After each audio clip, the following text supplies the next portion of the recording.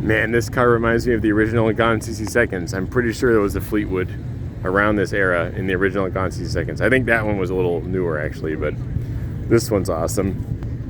I think these vents were for an air conditioning system that lived in the trunk to keep this entire huge interior cool.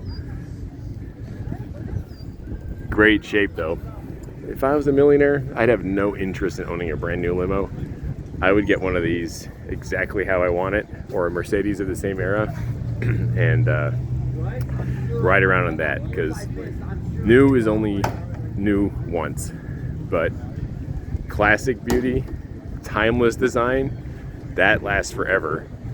And rather than upgrade my car every year to the newest and greatest thing, I would just choose a car that's desirable forever, something like this, and ride around in that.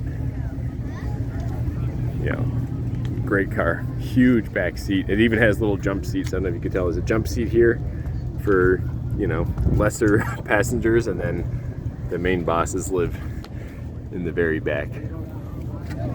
Maybe the jump seats are good for kids, or I don't know, your secretary or something. What a ride.